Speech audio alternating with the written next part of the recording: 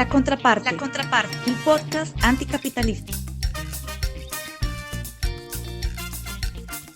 En este primer capítulo nos enfocaremos en la ciencia.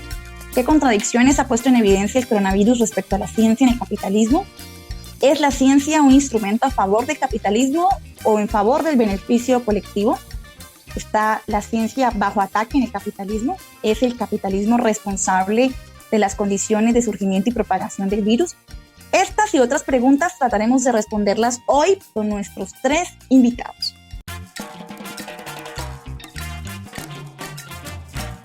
Hemos iniciado con la ciencia porque consideramos que algo esencial en cualquier análisis riguroso de un fenómeno natural o social debe ser el enfoque científico, crítico y objetivo de las condiciones que lo provocan, los factores que intervienen en su desarrollo y sus dinámicas y sus consecuencias.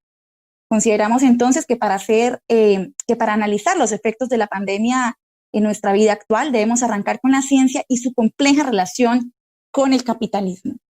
Para empezar entonces vamos a presentar a nuestros invitados del día de hoy, no sin antes darles las gracias por hacer parte de nuestro primer podcast.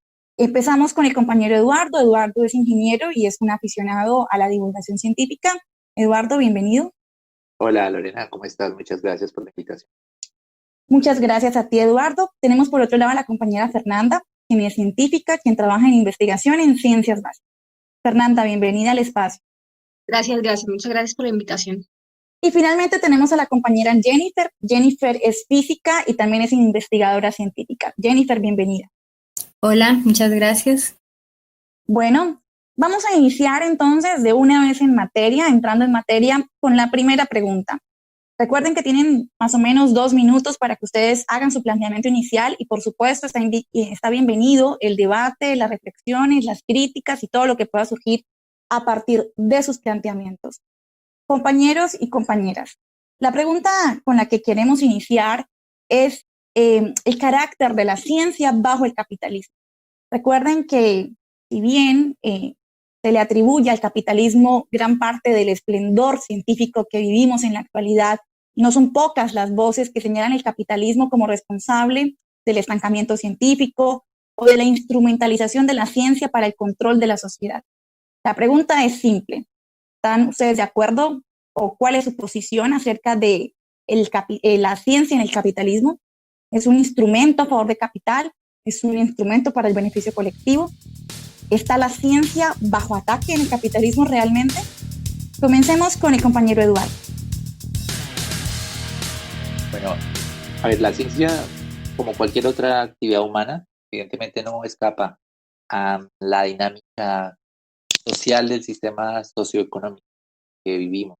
Es ese sistema socioeconómico que vivimos el que da el marco que se desarrollan las relaciones sociales, las relaciones de producción, incluso las ideas y la forma en que la gente piensa, da ese marco general.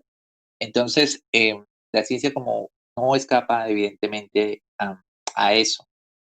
Esa es quizás sea esa la razón por la cual el sistema, la ciencia, sirve más para solucionar los problemas del gran capital que para resolver los problemas de los sectores pues, más vulnerables. Entonces yo creo que esa sería la respuesta que te podría dar respecto a eso. No es la ciencia, sino el marco en que vive. Es decir, la ciencia vive cooptada, básicamente. ¿Qué nos puede decir la compañera Fernanda sobre este primer tema? Bueno, yo creo que hay una gran confusión en la sociedad porque encuentra uno que hay un rechazo generalizado hacia la ciencia porque la gente no logra diferenciar lo que es la ciencia en sí misma y la ciencia en el marco del capitalismo, como explicaba ahorita el compañero. Entonces, yo creo que es necesario entender primero que todo qué es la ciencia, ¿sí? La ciencia, pues, es más que un conjunto de conocimientos, ¿sí? Es un proceso basado en la evidencia, es una forma de pensar, es un método y un enfoque que nos permite, pues, descifrar qué es verdad, qué corresponde a la realidad tal y como es y cómo va cambiando. La ciencia, entendida como un método, pues no ha sido parte de la historia de la humanidad, no ha sido parte de la historia es algo reciente, es un fenómeno muy reciente que hemos ido construyendo con el tiempo, ¿sí? Digamos, en este proceso evolutivo le sirve al capitalismo, ¿sí? El capitalismo es lo que dice qué es lo que se hace, con qué intereses y todo, y eso pasa con la ciencia y la investigación. No está exenta de, de estas relaciones que ocurren en el capitalismo. Hace parte de ella, le es funcional y precisamente tenemos que arrancarle la ciencia de las manos del capitalismo para que un día pueda de verdad funcionar al servicio de la humanidad y el bienestar del planeta. Listo. Compañera Jennifer, ¿qué nos puede decir sobre este primer punto? ¿Es la ciencia instrumental al capitalismo y al mismo tiempo está bajo ataque? ¿Tiene limitaciones en el capitalismo? Bueno, la ciencia como una herramienta, una forma de pensar de forma eficiente, no tiene como tal una cara, ¿sí? Es una herramienta. Lo ideal sería que esa herramienta estuviera siempre al servicio de la sociedad, pero como hemos visto, eso no es así necesariamente. Como herramienta que es, puede ser aprovechada para dominar, ¿sí? Para oprimir, como también puede ser aprovechada para defendernos a nosotros de esas instituciones y personas y organizaciones y grupos que están constantemente buscando la manera de oprimirnos, ya sea con la tecnología o ya sea con los medios opresivos de control policial, etcétera. La ciencia siempre se ha usado. ¿Quiénes la usan y cómo se usa? Es una pregunta y es una tarea muy importante en estos momentos, porque como dice Fernanda, es muy importante apropiarnos de la ciencia para poder entender y para poder comprender lo que está pasando alrededor de nosotros. La ciencia como tal es una herramienta que nos permite a nosotros decodificar la realidad y para eso tenemos que entender que la realidad física es una sola. Puede ser manipulable, puede ser decodificada, conocida, entendida, puede no ser entendida también, hay muchas cosas que no sabemos. Sin embargo, el poder que nos da conocer y manipular esa herramienta nos permite a nosotros también enfrentar mecanismos de opresión. Claro, parece, digamos que al ser la ciencia un método que brinda esa posibilidad de comprender la realidad y a partir de ahí de transformarla, pues pareciera que esos planteamientos son casi que evidentes, ¿no? Que depende de cómo se use o de quién la use, va a estar moldeada según sus intereses y evidentemente bajo el capitalismo pues tendrá los intereses del capitalismo, pero que también puede ser una herramienta emancipatoria. Pero aquí viene esta cuestión y aquí para un poco debatir sobre esta primera pregunta, y es que casi que muchos sectores progresistas ven con recelo la ciencia, porque la ven como un instrumento de opresión y casi que abogan por un primitivismo, ¿no? Por abandonar cualquier tipo de desarrollo tecnológico, científico y considerar la ciencia mala en sí misma. ¿Qué podrían ustedes decir al respecto de esta tendencia? No sé si comenzamos otra vez con Eduardo y bueno, ya estamos en la etapa de discusión, así que si alguna de las compañeras quiere intervenir ahí también, pues puede hacerlo. ¿Qué decir a estas tendencias primitivistas de rechazo a la ciencia, de relacionarla simplemente como mecanismo de opresión, compañero? Yo creo que hay digamos, una dificultad que se observa generalmente cuando se ven estos tipos de enfoques, es que hay como un cierto consenso sobre que la ciencia es muy buena, digamos, es una herramienta o es un método que aplica muy bien para comprender, digamos, la física, la química, la biología, la geología, las matemáticas, pero que cuando llegamos a la esfera del conocimiento de la sociedad, ahí eso ya no es ciencia, eso no entra en la esfera de los científicos.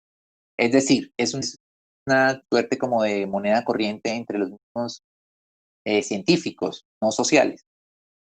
Eso tiene unas implicaciones bastante pues, profundas entre otras cosas, eso significaría que la sociedad humana no se puede comprender, que no existe un método para comprender cómo cambia la sociedad humana, cómo se transforma. Y evidentemente eso no es así. Sí existe un método para comprender los cambios, cómo se comporta la sociedad humana. Este método se llama el materialismo dialéctico. Y es muy importante, digamos, dar esa discusión entre la comunidad científica, que efectivamente sí hay una herramienta, que sí existe un método para comprender la realidad y que la sociedad humana es una expresión también de la materia, como lo son cualquier otra fenómeno en la naturaleza, como lo es digamos, desde la materia más fundamental, que está compuesto por partículas subatómicas, hasta, digamos, las organizaciones de materia más grandes, como los cúmulos de galaxias. Pues desde eso que es lo más pequeño que hemos podido llegar a explorar hasta ahora, hasta eso más grande que conocemos actualmente. La sociedad humana es una manifestación más de materia, pues evidentemente es una materia que tiene la particularidad de que las personas que la componen tienen una conciencia, pero no escapa al método científico de ninguna manera. Eso es una observación, digamos, muy importante, que a mucha gente no hay una comprensión adecuada sobre eso. Gracias. Ahora que la compañera Jennifer hablaba de que la realidad es una sola, pero puede ser manipulada, interpretada, comprendida o no comprendida, yo quería preguntarle justamente acerca de este casi que paradigma de la posmodernidad, de que la realidad no existe, de que la verdad no existe, de que depende de cada persona, de cada individuo, ¿no? ¿Cómo responder desde la física, desde tu área, a esa idea? Digamos, tú dices, hay una realidad que puede ser interpretada de varias maneras, diferentes niveles de acercamiento, de comprensión, pero es una sola, y casi que desde los posmodernos se puede decir, no, son diferentes realidades, cada quien de cómo la perciba. ¿Cómo tú zanjarías ahí o cómo responderías a esa cuestión? Bueno, esa pregunta es bastante interesante porque incluso ha permeado en el discurso popular de las ciencias y de la física, ¿sí? Por ejemplo, en la parte de la mecánica cuántica se habla, muchos charlatanes se han acogido mucho de estos desarrollos atómicos para decir que técnicamente, para reforzar las ideas posmodernas de ese relativismo social. Sí, claro, porque entonces los átomos y los electrones pueden tener una dualidad o pueden tener diferentes manifestaciones y diferentes naturalezas, entonces el ser humano, la sociedad, también puede ser interpretado de diferentes maneras y así como yo no pudiera saber el estado de un electrón en algún momento, entonces no puedo saber el estado de la sociedad y cualquier lectura que yo haga es errónea. Y resulta que hay un error.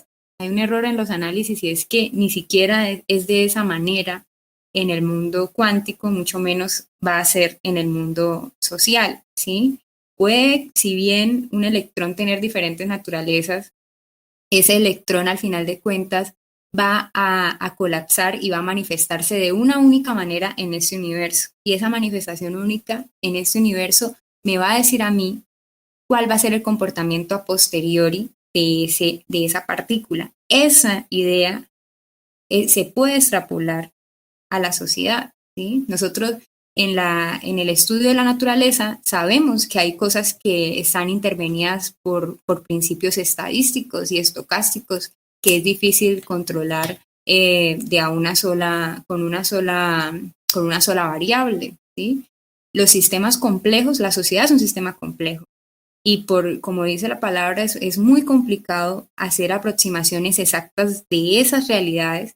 Sin embargo, usando principios estadísticos, análisis, usando y aplicando el método científico, se puede llegar a tener conclusiones muy cercanas y muy acertadas de lo que va a pasar en un sistema complejo en tiempos posteriores. Entonces, la naturaleza puede ser analizada y puede ser interpretada de manera única, ¿sí? E inclusive, desde el punto de vista físico, que hay otra interpretación de otra forma de agarrarse del relativismo, y es la cuestión de la relatividad general. Entonces dicen, no, pero es que todo es relativo porque Einstein decía que era todo relativo. Pero es que Einstein decía que era todo relativo porque había un absoluto. Y de ese absoluto no hablan porque ese absoluto desborona todos esos argumentos que intentan difuminar la sociedad y difuminar la realidad en la que vivimos. Y es que, así como Einstein decía que habían relativos, porque la velocidad de la luz era absoluta, así en nuestra realidad hay unos absolutos, hay unas realidades.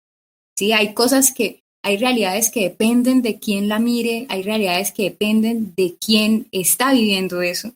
Sin embargo, cuando uno hace una lectura mucho más profunda, se da cuenta de que hay ciertas estructuras y ciertas dinámicas que son generales e independientes de quién está observando el fenómeno. Fernanda mencionaba las consecuencias de vivir en un mundo sin tener una perspectiva científica. ¿Cuáles podrían ser esas consecuencias, así rápidamente, para que Fernanda nos complemente esa parte? Las consecuencias, por ejemplo, que podría traer para la vida política, para la actividad política, para el mundo, para nuestra vivencia en este mundo, carecer de un pensamiento científico. Bueno, las consecuencias son gravísimas porque un mundo o una realidad o un aspecto de la realidad que no se puede conocer, sencillamente no se puede transformar. Gracias a la De ahí compañera estamos Jennifer. hablando, digamos que el mundo natural y el mundo social. Entonces las consecuencias son gravísimas. Una persona que no tenga un pensamiento científico y asociado a esto un pensamiento crítico, pues es gente que está susceptible a ser manipulada por charlatanes, por políticos. Miren, por ejemplo, la gente que empieza a tomar cloro y, bueno, compuestos clorados en Estados Unidos porque Trump lo dijo públicamente, o la gente que ha salido a las calles y ha roto con el aislamiento y el confinamiento porque un fascista como Bolsonaro lo dijo, porque necesitan es que la gente salga a trabajar y siga produciendo para que el capital no caiga. Entonces, las consecuencias son gravísimas, como lo hemos visto, ¿sí? La gente está sometida todo el tiempo a manipulación mediática y a todo tipo de manipulación, y la ciencia es precisamente la herramienta que nos permite discernir, que nos permite diferenciar entre lo que es cierto y lo que no, lo que es correcto y lo que no, lo que existe y lo que no. Entonces, precisamente esta sociedad es producto de la ausencia de esas importantes herramientas.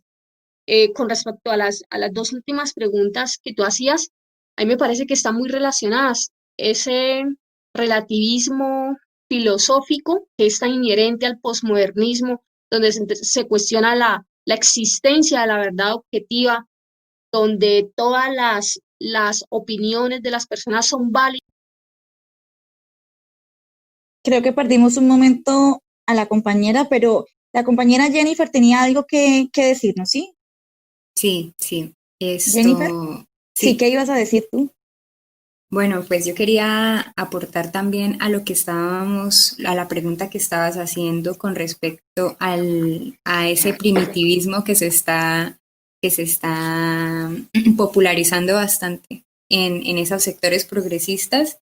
Eso tiene que ver, primero hay que entender que la realidad no puede ser modificada, ¿sí? Entonces, y los conocimientos científicos, los hechos y lo que se encuentra, no se puede modificar.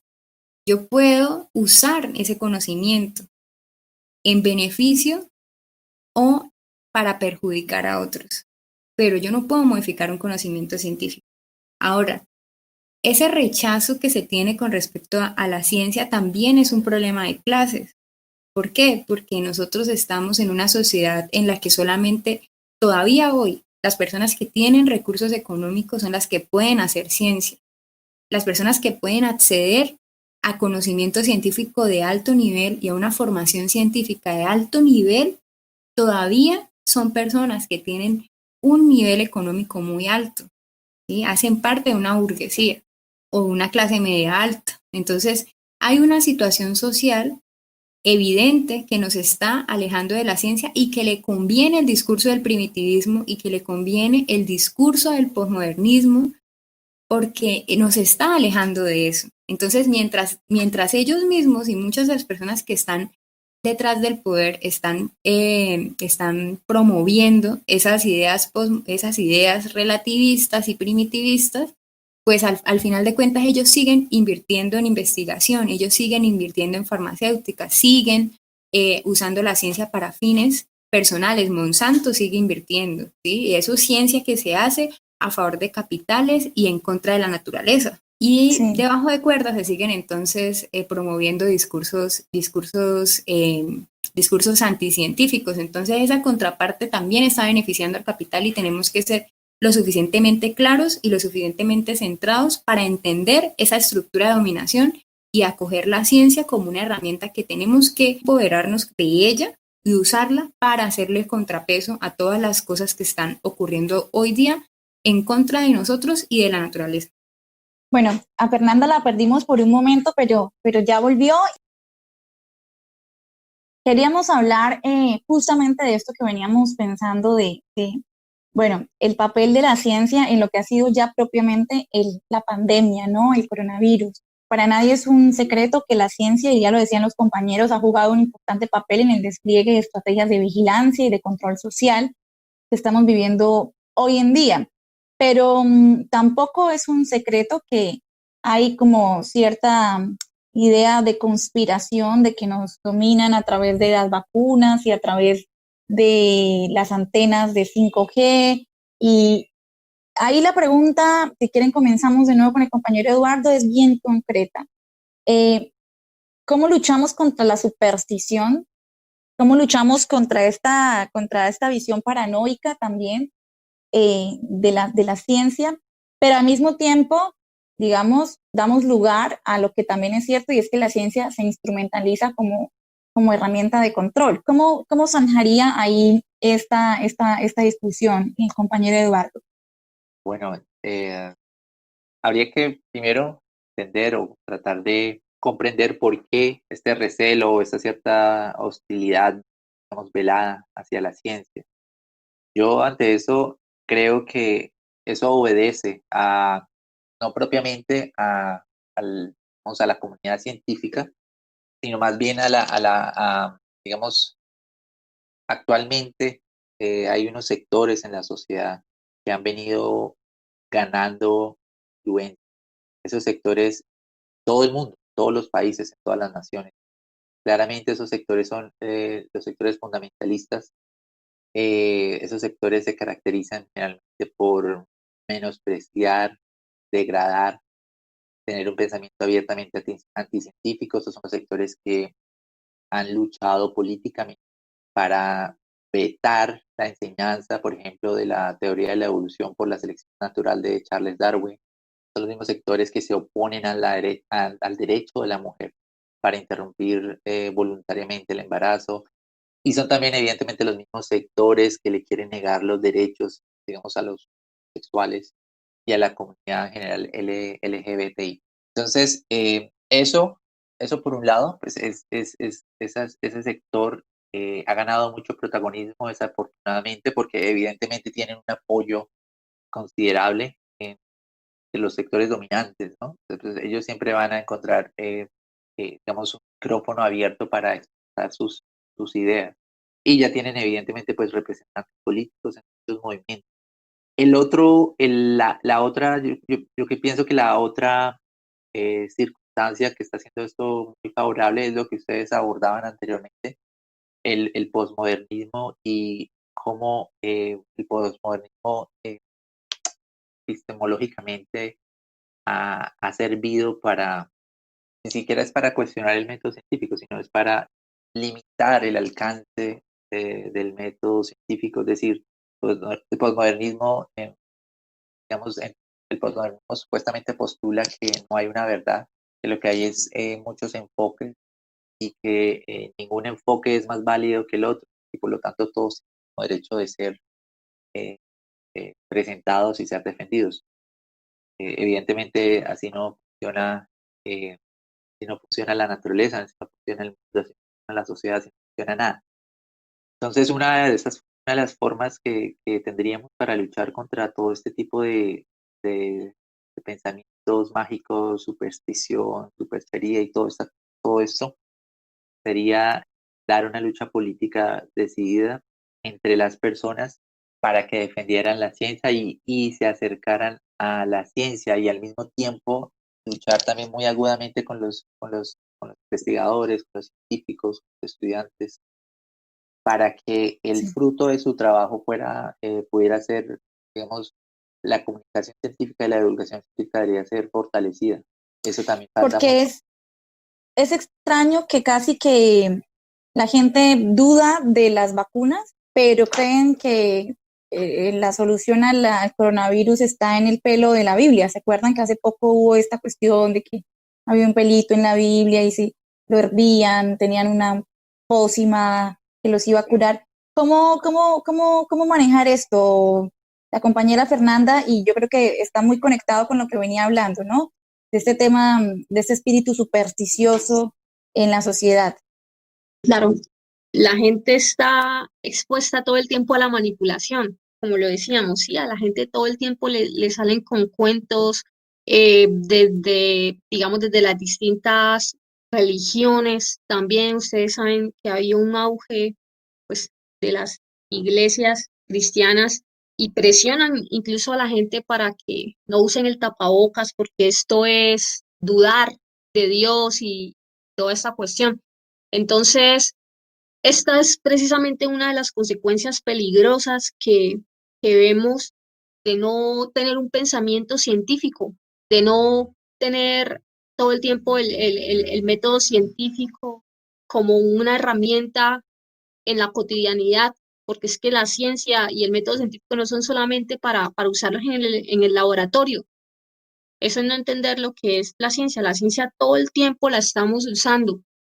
Y una persona que le permita a la ciencia ser parte de su vida cotidiana, pues digamos que va a tener una barrera contra todas estas personas que intentan manipular la gente, pues para sacarles dinero generalmente, pero principalmente buscando satisfacer unas cuestiones políticas. Por ahí viene mucho la manipulación a través de los medios de comunicación, y es que ha cobrado vidas enteras. Eh, no sé si ustedes han escuchado recientemente que otra vez está surgiendo esta cuestión con el dióxido de cloro, que es una sustancia que se utiliza en las PETAR para el tratamiento pues, del agua, y es pues un biocida de amplio espectro, y la gente otra vez está tomando esta sustancia dizque para eliminar el coronavirus. Todos los días se toman una pequeña dosis de esta sustancia. En Europa ha muerto mucha gente por este cuento, incluso la persona que salió con eso por primera vez está presa porque murieron como 7 personas, y a esta persona pues no le importó, siguió por todo el mundo vendiendo esta solución, y le llamaba así la solución milagrosa. Curaba el cáncer, el SIDA, ahora cura el coronavirus supuestamente, en fin. Entonces, sí tiene un precio, o sea, la gente sí paga un precio por no tener un pensamiento científico, por no tener un pensamiento crítico, que es lo que nos produce, pues tener un pensamiento científico. Entonces, esto permite que haya una serie de controles en la sociedad, permite que se agudicen muchas situaciones que nos llevan a reforzar la opresión en últimas. Sí. Jennifer, ¿tú cómo le explicarías a las personas que si bien es cierto que la ciencia se instrumentaliza desde el poder y sí puede ser una herramienta de control, también deben confiar en ella y no caer en estas garras de la superstición y el pensamiento ahí, no sé, mágico, sin bases científicas? ¿Cómo explicarías eso? Eso es un reto, ¿no? Pero bueno, es importante decir la verdad. Yo pienso que es importante hablar e ir al fondo de lo que está ocurriendo, porque al final de cuentas, las personas que somos de abajo, sabemos que hay algo mal, ¿sí? Yo, digamos, soy de una familia humilde y yo me acuerdo que mis papás, y escuchaba constantemente a las personas decir como, bueno, ¿y yo qué hice? ¿Yo qué hice para tener una vida como la que tengo? ¿Yo qué hice para que me vaya tan mal? ¿Yo qué hice para esto? ¿Yo qué hice para lo otro? Y entonces las personas empiezan a tener un descontento y empiezan a sentir que efectivamente hay algo que no está bien y no saben qué es, ¿sí? Y como lo había dicho en una intervención anterior, hay una evidente lucha de clases en la que la ciencia está en el medio y es aprovechada por las personas que tienen el poder y es alejada de las clases bajas, ¿sí? Entonces, comprender, comprender que se nos está privando de la posibilidad de comprender el mundo y de analizar el mundo de manera crítica y de manera reflexiva, de manera científica, esa violencia también nos va a permitir a nosotros una emancipación y una lucha mucho más efectiva por una equidad y una igualdad en los derechos y una reivindicación de esos derechos. Entonces, obviamente que si yo no estoy, si yo no conozco, no sé cómo se hace la ciencia, pues lo más fácil para mí, que siento que algo está mal, pues es pensar en una teoría de conspiración superficial que el mismo sistema me va a alimentar a mí constantemente y me va a decir, sí, por ahí es, sigue buscando que la Tierra es plana, sigue buscando que no te puedes vacunar. ¿Por qué? Porque saben que están dando vueltas en una parte del charco en donde no está el oro está en otro lado. Entonces es importante enfocarnos y decir y expresar y decirles a las demás personas, comunicarles a las personas que no tener conocimientos científicos, no tener un pensamiento científico también es una consecuencia de la opresión y de la estructura social que nos está quitando nos está quitando el bienestar social, pero también nos está quitando la capacidad de pensar, ¿sí? Entonces, es importante no solamente divulgar la ciencia, y ahí ese era el otro punto que iba como para contestarle un poquito lo del compañero, y es que no es suficiente con divulgar, porque en ese orden de ideas yo puedo explicarles a todas las personas del mundo cómo yo trabajo todos los días y todas las personas que trabajan en ciencia lo pueden hacer y estoy segura de que las personas no nos van a creer y van a pensar que lo que nosotros hacemos a diario es equiparable con una teoría conspiranoica cualquiera que una persona se inventa en el celular. Entonces, hay que empezar a divulgar y a comunicar la forma en cómo se hace la ciencia, la diferencia y la rigurosidad que tiene con respecto a cualquier teoría de conspiración y la importancia que tiene la ciencia para nuestra vida cotidiana y para entender lo que está ocurriendo en nuestro alrededor. Eso es muy, muy fundamental y es algo que muy poco se hace. Realmente la divulgación de la ciencia está en un plano muy superficial y es, ay, sí, bueno, las estrellas, ay, sí, bueno, los átomos y las moléculas, pero bueno, las personas realmente están equiparando cualquier conocimiento científico con cualquier idea que encuentran por internet, entonces no estamos haciendo el trabajo bien y es importante que entendamos y que democraticemos, por decirlo de alguna manera, el conocimiento científico y el pensamiento científico en la sociedad. Eso me parece muy interesante porque es casi que ahí la respuesta sería apliquen el método científico al conocimiento científico que les llega, ¿no? Es decir, evalúenlo desde una perspectiva crítica, de dónde está saliendo, quién lo está produciendo, a qué intereses está Eso es un respondiendo. punto muy importante lo que dices porque se piensa que la ciencia es algo que encuentro un resultado maravilloso y ya, me acosté a dormir, hice otra cosa, gané un premio Nobel y ya no pasó nada con ese conocimiento, lo descubrí un día y ya. Y resulta que entender cómo se hace la ciencia también implica que la misma ciencia se está criticando una y otra vez. O sea, yo encuentro algo hoy y mañana puede aparecer un estudio o algo que me dice, no, mire, repetí 80.000 veces el experimento y en el 80.001 no dio. Y ese 80.001 tumba todo lo que habías hecho y te toca volver otra vez a empezar y volver a estudiar y entender y comprender que la ciencia se hace del ensayo, del error, de la refutación, de la crítica, de colocar un argumento siempre en el paredón, porque en la ciencia todo tiene que estar en el paredón, nada puede estar fijo, ¿sí? Eso es muy importante y conocer eso es supremamente revolucionario en el pensamiento de las personas, porque eso me tumba a mí el piso del ego en que me dice que yo puedo saber la verdad absoluta. Y eso, pues ese es el que me alimentan a mí todos los días. El que alimentan a las personas todos los días es ese ego, como que, ay, tú sabes, tú sí sabes la verdad, sí, hay una teoría de conspiración, porque es lo fácil y no, es lo que tú estás diciendo. Es una Sí. crítica y es un pensamiento más que un hecho. Hay un tema crítico ahí que creo que está como en el ojo del huracán en toda esta cuestión de la relación entre capitalismo y ciencia, y es la industria farmacéutica, y más a la luz de la pandemia.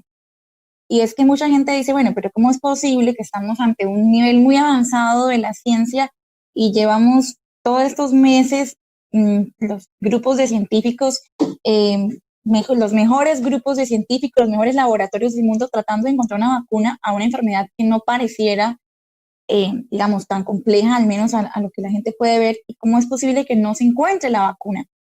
¿Cómo es posible que un virus como este nos esté derrotando como humanidad casi? Nos tenga confinados y los más grandes expertos no estén encontrando la vacuna. Y un tema ahí, repito, es el tema de la industria farmacéutica, que es quizá el ejemplo más claro de la cooptación de la ciencia en manos del capitalismo, en manos de los intereses particulares, de la ganancia, de cómo se frenan muchas veces investigaciones si no prometen grandes ganancias, las patentes. Eh, Comencemos con Eduardo de nuevo. Eduardo, ¿hay la relación entre la industria farmacéutica y el capitalismo a la luz de la pandemia? ¿Cómo lo ves? Bueno, pues sí, o sea, efectivamente, ni siquiera en un momento tan de una crisis, digamos, esto es una crisis muy aguda que está viviendo en este momento la humanidad. Ni siquiera en un momento tan excepcional como este, la sociedad, y más que la sociedad en sí, las personas que dirigen la sociedad, porque si hay un sector de la sociedad que dirige, pueden, digamos, de alguna manera podría uno pensar, o algunas personas podrían pensar que en estos casos, por ejemplo, las farmacéuticas podrían unirse para, por ejemplo, investigar, unir esfuerzos en vez de estar compitiendo, porque eso es lo primero, las empresas farmacéuticas y las naciones están compitiendo unas contra otras por llegar primero a la vacuna. Y los medios de comunicación generalmente señalan que es una cuestión de prestigio, pero no es solamente una cuestión de prestigio, evidentemente debe haber algo, un aspecto de juego, pero lo que está en juego es más que todo es la primera nación que llegue a desarrollar la vacuna, pues va a tener un poder, evidentemente, sobre todas las demás naciones del mundo y va a poder imponer unas condiciones al resto de las naciones del mundo. De ahí la presión que está teniendo, por ejemplo, el Estado norteamericano, que ha querido, ha intentado comprar una farmacéutica en Alemania. Ustedes ya deben tener conocimiento de eso. Entonces, ni siquiera en estos momentos tan especiales, la mentalidad, digamos, que guía el capitalismo puede, como si decretáramos ¿cómo se llama? Una amnistía, es que se llama en la guerra, cuando dos ejércitos paran de pelear o hacen un alto al fuego. Es decir, el capitalismo no hace amnistías y lo que estamos viendo es que esta competencia eh, que lleva, digamos, que es la lógica, es la lógica que impera en la sociedad, no se puede tener ni siquiera en estos momentos. Pues eso obedece precisamente a eso, es la manera como funciona la sociedad, es la manera como funciona el sistema económico en el que vivimos. Pero aún así, digamos, eso también entra en contradicción con el esfuerzo de la gente, de muchas personas que se han organizado, digamos, que tienen una capacidad técnica para desarrollar, por ejemplo, máscaras para personas que sabían, por ejemplo, hacer las vestimentas, las diferentes ropa y indumentaria para protegerse, especialmente para los trabajadores del sector de la salud. Y ellos, en ese sentido, hay una iniciativa muy admirable en todas partes del mundo para desarrollar, por ejemplo, los ventiladores. Personas en las universidades que dijeron, listo, vamos a desarrollar ventiladores en todas partes del mundo, en Colombia y en todas partes del mundo. Entonces, eso también muestra, pero inclusive en esos casos también chocaban porque muchas veces algunas empresas inclusive obstaculizaron por la cuestión que creo que ya habían mencionado las dos compañeras, la cuestión de las patentes.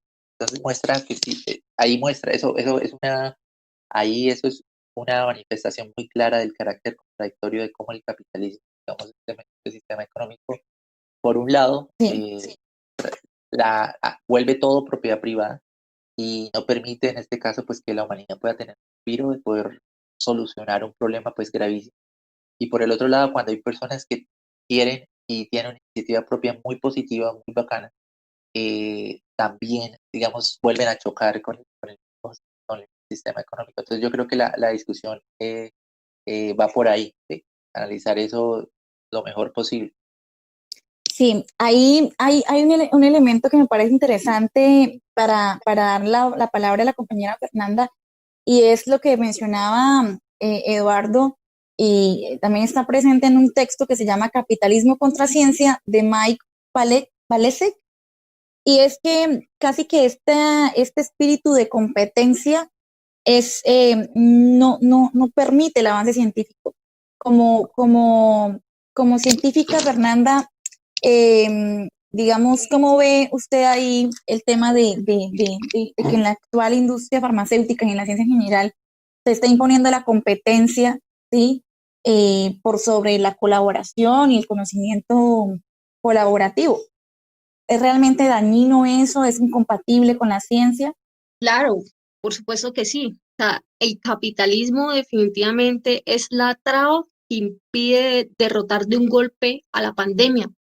Ellos mismos están poniendo las condiciones para retrasar un mayor desarrollo, pues, de las vacunas, de, digamos, la optimización de los elementos de protección y de todo lo que necesitamos para superar de manera más rápida la pandemia. Yo quisiera tocar dos puntos que me parece que son claves para entender cómo actúa el capitalismo en el contexto de la pandemia en cuanto a las farmacéuticas y a todo el negocio y la competencia que tienen ahí. Entonces, un punto es el modelo de negocio, de investigación y desarrollo que aplican en las universidades en todo el mundo, en la UIS también. Y este modelo tiene unos fines de lucro de alto costo porque se necesitan equipos, se necesitan investigadores, se necesita una gran nómina. Entonces son investigaciones de alto costo y alta recompensa, pero resulta que eso no se acoge bien a las pandemias activas porque este mercado se agota de inmediato cuando la crisis desaparece.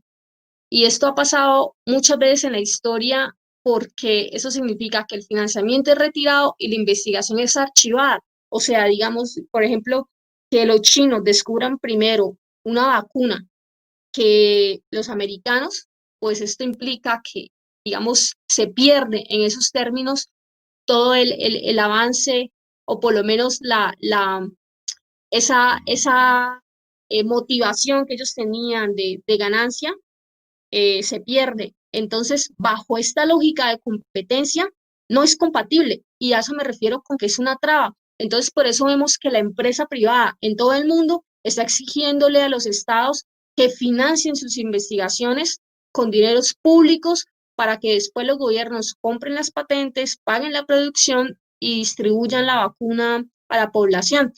Y aquí viene el segundo punto que tocaba Eduardo ahorita, y son las patentes. Ustedes saben que las patentes garantizan la propiedad privada de los productos y los mecanismos de producción para cada empresa. Y son al mismo tiempo una traba porque impiden su difusión. Entonces, por lo menos en esta pandemia hemos visto que ustedes han escuchado el tapabocas N95, ¿no? Uno pues de los más eficientes para controlar digamos que El contagio, digamos. el contagio, sí, de Sí. las micropartículas. La patente del N95 la tiene la multinacional 3M y pues esto supone, sí, una traba para la producción masiva de este elemento de protección en otros países. Entonces solamente 3M puede fabricar este tapabocas. También un caso bastante absurdo, porque es absurdo que en nuestros tiempos todavía pase eso. En la India se registran más de 100.000 muertes infantiles por neumonía y eso es evitable porque la multinacional Pfizer tiene la vacuna y produce ingresos anuales por por cantidades mayores a los 5.000 millones de dólares. Y así como este ejemplo, tenemos muchos más donde vemos que la ganancia, cuando la ganancia está al mando, se pueden tener las soluciones, pero simplemente esto no ocurre porque esto no es lo que prima, esto no es lo que les importa, pues, a los que tienen el poder. Entonces, digamos que todas estas investigaciones que se están haciendo por todo el mundo podrían hacerse de una manera mucho más eficiente, mucho más rápida, si se hace de manera colaborativa, de manera solidaria, si todos los resultados, digamos, se subieran a un, a un gran banco, sí, de conocimiento, donde pudieran ellos tomar los avances y no tener que empezar de cero, porque resulta que las patentes están monopolizadas. Entonces, por eso digo que el Sí. capitalismo es la misma traba que nos impide resolver de manera más rápida esta pandemia. Y por ejemplo, la compañera Jennifer, también se podría ver alguna responsabilidad del capitalismo en las condiciones previas, ¿no? Al surgimiento de la pandemia. Por ejemplo, lo que los compañeros ya vienen abordando y es que no se haya invertido dinero en medicina preventiva, porque no es rentable, porque no es un negocio prevenir enfermedades en un mundo en el que el sistema de salud lo que busca es que la gente esté medicada de por vida, lo que busca es clientes. Entonces se invierte poco en la prevención de enfermedades, en la investigación de enfermedades. La responsabilidad es también del capitalismo en no llegar preparados como humanidad a esta pandemia. ¿Cuáles serían? Bueno, yo pienso que tiene toda la responsabilidad del sistema económico imperante, es la estructura que define qué se hace y qué no se hace, literalmente. Y hay una ingenuidad muy grande pensar que la ciencia se hace por amor a la ciencia, ¿sí? Yo hago ciencia por amor, pero esa ciencia me la financian, sí, solo sí, está direccionada con unos intereses económicos que las economías imperantes son las que van a definir. Y en ese orden de ideas, pues es evidente que si hay algo que no se vende, hay algo que va a estar acumulado, que se va técnicamente que a perder, pues no se va a invertir en eso. Entonces, la medicina preventiva es algo y todo lo que tiene que ver con prevención de pandemias es algo que ya podía ser evitable. Esto no debía estar pasando. Estamos en pleno 2020.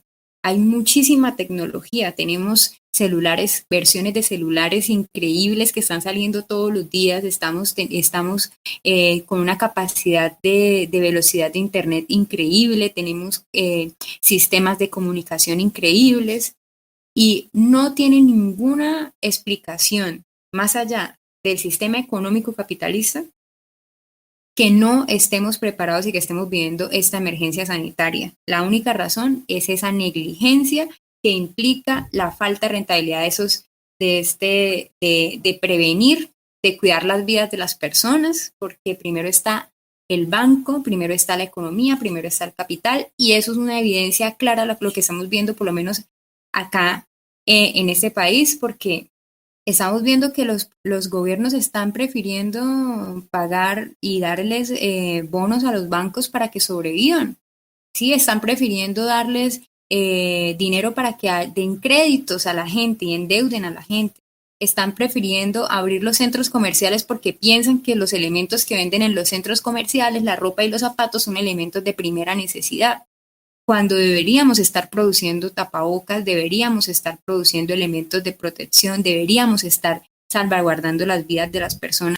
Nos damos cuenta que las vidas no son una prioridad en este momento para el sistema capitalista. Entonces, hay una contradicción y es la ingenuidad de pensar que esta pandemia es generada, y otra vez el mismo cuento de echarnos la culpa, es generada por todos nosotros. No, es que es por culpa de nosotros, ¿sí? De los seres humanos, ustedes, los pobres arrastrados que se la pasan comiendo murciélagos, son los que nos trajeron esta pandemia, ¿sí? Resulta que, oye, o sea, nosotros acá también comemos animales exóticos, esto es una cultura general, hasta las personas burguesas de mucho dinero lo hacen, y es una cuestión de fondo, ¿sí? Es una cuestión que podía haberse prevenido nada más comenzando por el mercado ilegal de animales, que eso es aberrante, que no se haya parado, y hay tráfico, si hay dinero allí de por medio, y la prevención de las enfermedades.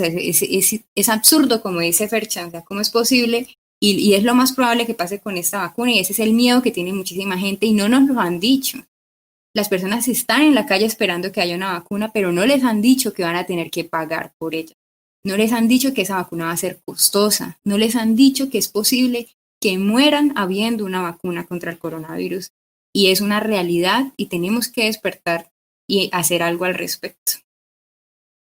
Sí, aquí Fernanda quisiera agregar algo porque creo que sí estamos llegando al final de esta primera edición de nuestro podcast, de nuestro primer capítulo. Y bueno, es exactamente toda esa responsabilidad del capitalismo en la precariedad social en la que nos agarra el coronavirus, ¿no? Unos niveles de pobreza, de hacinamiento, de insalubridad, aglomeración urbana, que hacen pues mucho más factible la propagación del virus. Y si a eso le sumamos, pues la industria farmacéutica no estuvo interesada mucho tiempo en encontrar una vacuna, en hacer investigación al respecto, y que hoy están más preocupados por la competencia, por la patente, que en otra cosa, que en un conocimiento colaborativo, pues estamos ante la tormenta perfecta ocasionada por el capitalismo. ¿Qué tiene que agregar ahí, Fernanda? Bueno, a mí me parece fundamental que entendamos el capitalismo siempre como un sistema con dos caras. Entonces, estamos acostumbrados a entender el capitalismo como un sistema de abundancia, un sistema de privilegios, un sistema con tecnología pues casi infinita, pero siempre hay que mirar la otra cara, porque donde hay abundancia hay escasez, donde hay riqueza hay pobreza. Para que países como Estados Unidos estén donde estén, pues han tenido que parasitar durante siglos de otros países para que los europeos, digamos que han tenido mejores condiciones durante este confinamiento y todo esto, para que ellos la estén pasando mejor, para que ellos no estén aguantando hambre, para que ellos tengan un mejor sistema de salud, pues ha sido también sobre toda la riqueza que se han robado de Latinoamérica, de África y de todos esos países. Entonces, me parece que eso es importantísimo entenderlo, porque no es un absurdo, es la naturaleza del capitalismo. El capitalismo siempre tiene dos caras y Sí. eso tenemos que entenderlo. O sea, algo que me parece a mí ridículo es que actualmente en el mundo haya más celulares que sanitarios. ¿Y qué necesitamos más? ¿Un sanitario o un celular? Sí, la respuesta es obvia. Y eso es un absurdo que pasa en el capitalismo, pero pasa. ¿Qué le genera a ellos más ganancia?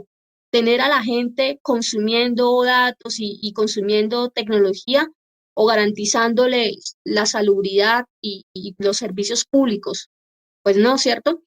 Entonces, otra cosa que quería decir importantísima sobre este tema entre ciencia y capitalismo es que, si bien el capitalismo no creó este virus pues está demostrado que fue producto de la evolución. Sí, pues había unas condiciones que facilitaron la zoonosis, este hacinamiento, esta manipulación de animales vivos y frescos en este mercado de Wuhan y todo esto.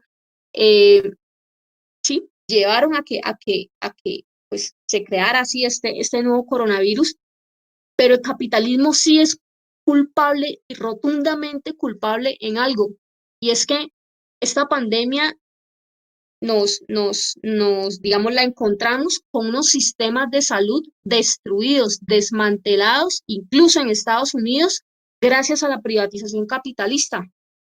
Sí, nos encontramos en Colombia con que las EPS han acabado con un montón de hospitales que tienen funcionando al mínimo las unidades de cuidados intensivos, que han privatizado y han hecho de la salud un negocio y un privilegio para la gente mejor posicionada así en esa sociedad desigual. Nos hemos encontrado también con que el capitalismo mismo se ha opuesto al aislamiento de la gente, al confinamiento. Vemos que en Brasil, en Italia, en Estados Unidos, los grandes personajes, sí, en la política han salido a decirle a la gente que no se preocupen, que tienen que salir por su país, que tienen que salir a producir. En Estados Unidos les dijeron que los chinos iban a manipular la gente, mejor dicho, como hemos dicho desde el principio, sí, que los chinos iban a venir y se iban a apoderar de Estados Unidos si los encontraban con una economía pues bastante debilitada, si la gente asumía el aislamiento y no se iba a seguir produciendo, a seguir generando riqueza. De esto sí son culpables los capitalistas. Y lo más absurdo de todo, y eso no solamente sucedió en Colombia, que ya estando en una crisis, ya estando la gente aguantando hambre con los pañuelos rojos colgados en las ventanas de todos estos barrios populares, en Kennedy, en Ciudad Bolívar, en Bogotá, por lo menos, y a pesar de que ya tengamos esta situación tan urgente, vemos que ellos todavía tienen cara de priorizar las necesidades de la banca, las necesidades de las grandes empresas. Entonces, el gobierno de Duque por lo menos ha preferido salvar empresas como Avianca, ha preferido enviar un montón de dinero a, pues a Sarmiento Angulo. Sabemos también que han priorizado Sí, incluso la represión, la financiación de nuevas armas y balas y tanquetas para el SMAT, para el ejército, sabiendo que la gente está aguantando hambre. Entonces, de eso sí es culpable el capitalismo y me parece que eso pues tiene que quedar claro. El capitalismo no creó el sí, coronavirus, hay, pero sí creó las condiciones para que esto sea tan brutal y tan doloroso para la gente, sobre todo para la gente. sí, ahí Fernanda nos está dando casi que el paso y yo creo que ya ella ha puesto ahí su posición respecto a lo que sería la última parte y el cierre de nuestro programa de hoy. Y es que si bien hemos estado hablando de la responsabilidad del capitalismo, de la lógica capitalista, de la ganancia, de la acumulación, de la propiedad privada, de la explotación de los recursos de la naturaleza, de los recursos también, digamos, de la capacidad de trabajo de los seres humanos a costa del bienestar, a costa de la vida.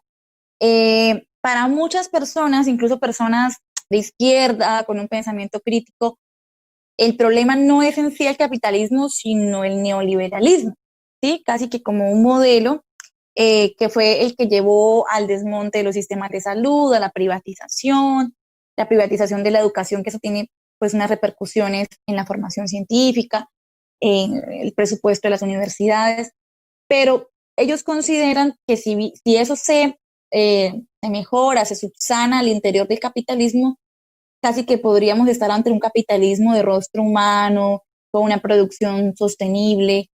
¿Ustedes qué opinión tienen al respecto? Ya para cerrar, Fernanda pues lo viene diciendo en esta última intervención, con esta doble cara de capitalismo y que, bueno, de cuáles son sus prioridades y de sus responsabilidades. Comencemos con Eduardo y por favor también, bueno, aprovecho para hacer tu última intervención en el programa porque esta es la pregunta de cierre. ¿Qué nos puedes decir al respecto?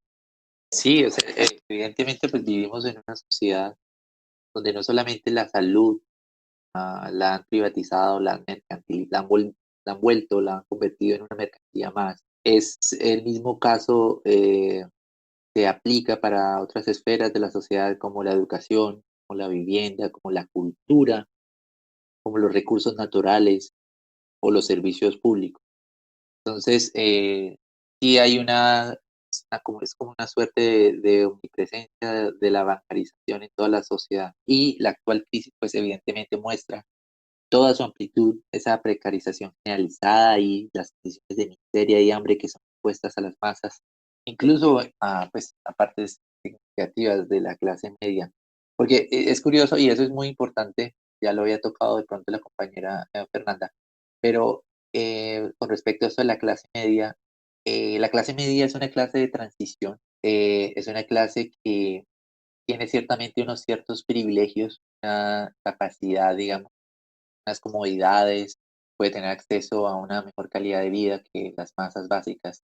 Pero en este caso, por ejemplo, de este país, bastaron 2 meses para que muchas familias de esta clase media empezaran a tener problemas para alimentarse, ¿sí? Para comprar, digamos, entre comillas, comida, porque evidentemente la alimentación es un derecho de este sistema. Entonces, ¿qué es lo que evidencia eso? Pues que hay una capacidad prácticamente pues, nula de ahorro. La clase media es una clase también precaria, es una clase que está continuamente supeditada a una gran incertidumbre económica. Es una clase, generalmente sus miembros están buscando el contrato por aquí, el contrato por allá, y eso pues ha quedado, digamos, en evidencia en la pandemia.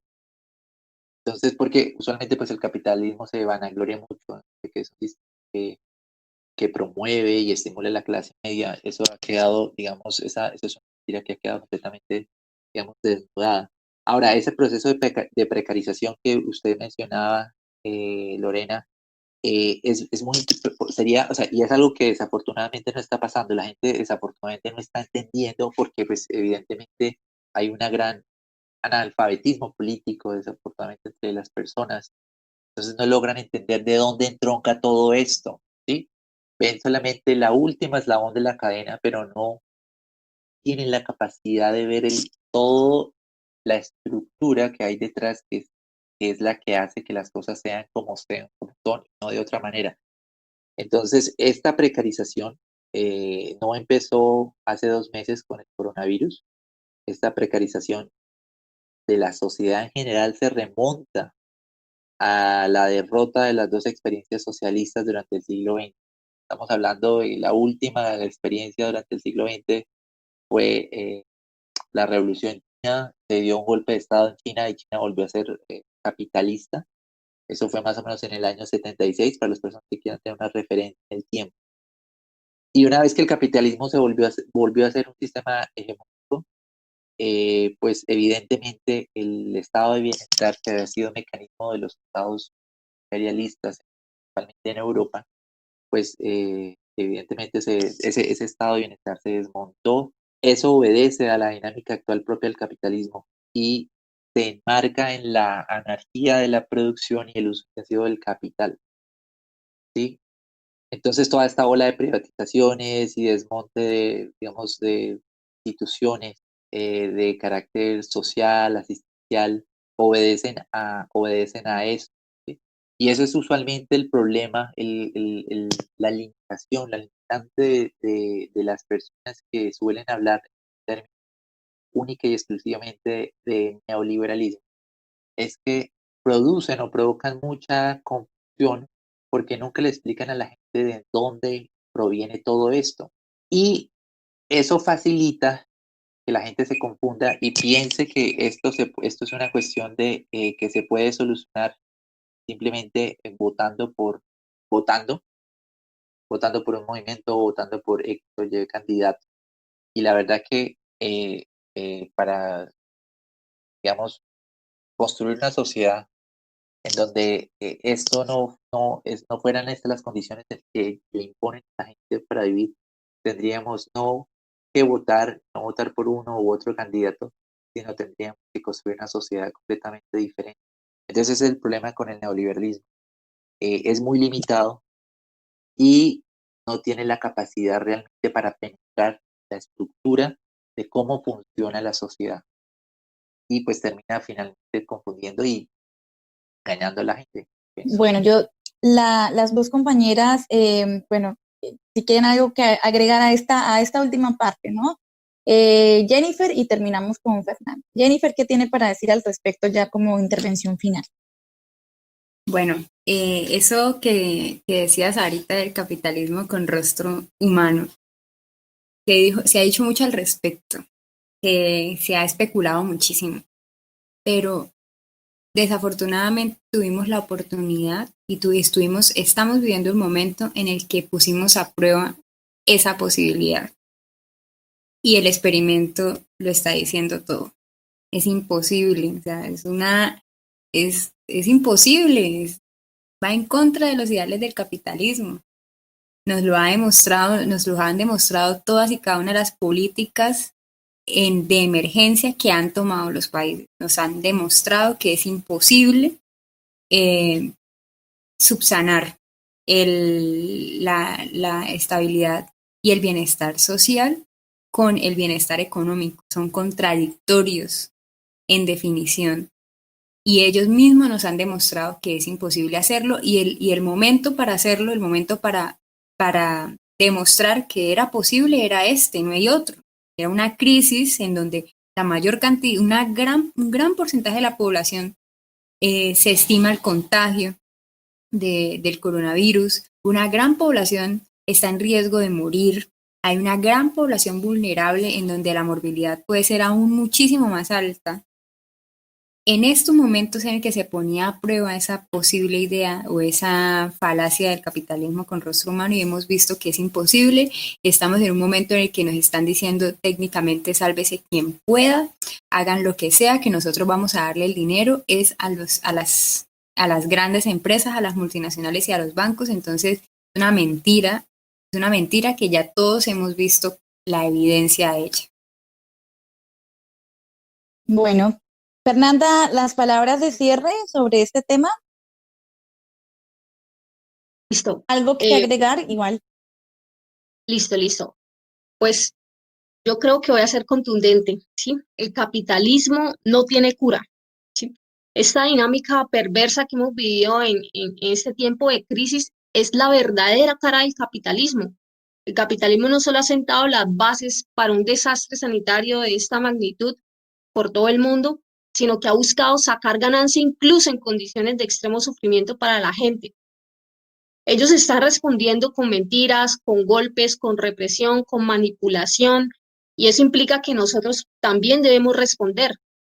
Destruir el capitalismo hoy en día, ya sea para sobrevivir a la pandemia como especie o para superar la crisis ambiental, que es otro punto que también urge bastante tratar, es una necesidad. El capitalismo no puede responder a la pandemia ni puede responder a la crisis ambiental si está basado precisamente en la competencia y en la búsqueda de la ganancia.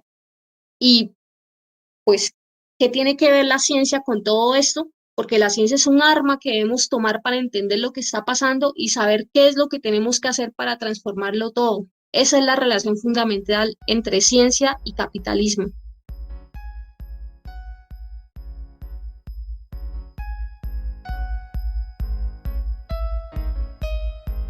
Bueno, vamos a agradecer a nuestros tres invitados, nuestras dos invitadas y nuestro invitado del día de hoy en nuestro primer programa de este podcast anticapitalista. Hoy estuvimos hablando de la ciencia en los tiempos del coronavirus, pero la idea es seguir hablando de estos temas. Vamos a hablar del origen de la crisis, del momento político en el que nos encontró, las agitaciones, las protestas que estábamos viviendo en varias partes del mundo a finales del año pasado y a comienzos de este año. También todas estas cuestiones que la crisis arrojó o que potencializó el tema de la burbuja del capital financiero, la visibilización de la producción obrera, la romantización de la cuarentena y su carácter de clase, la violencia machista en el confinamiento. Hablaremos también de las perspectivas, algo muy importante, de las perspectivas ante esta crisis. ¿Hay salida? ¿Podemos pensarnos un mundo distinto, un mundo diferente? ¿Cuál sería la posibilidad de hacer lo que se necesita? ¿Qué condiciones se necesitan para que eso ocurra? ¿Qué viene después? ¿Qué viene inmediatamente después de la pandemia? ¿Qué nos espera en los próximos meses? ¿Gobiernos más represores? ¿Fascismo o estados de bienestar? ¿Liberalismo? ¿Qué viene? ¿Qué viene después de la pandemia? La idea es llamar a la reflexión, al debate y al espíritu crítico sobre estos temas. Recuerden que La Contraparte es un podcast que podrán escuchar a donde quiera que vayan a través de la plataforma SoundCloud. Recuerden que estaremos tratando estos y otros temas en nuestras siguientes emisiones. Les pedimos que, si les gustó el programa, si lo consideran valioso, lo compartan en sus redes sociales, lo pasen a sus amigos, lo pasen a sus familiares, discutan sobre estos temas, hablen de estos temas y bueno, nos sigan escuchando. Muchas gracias por la sintonía.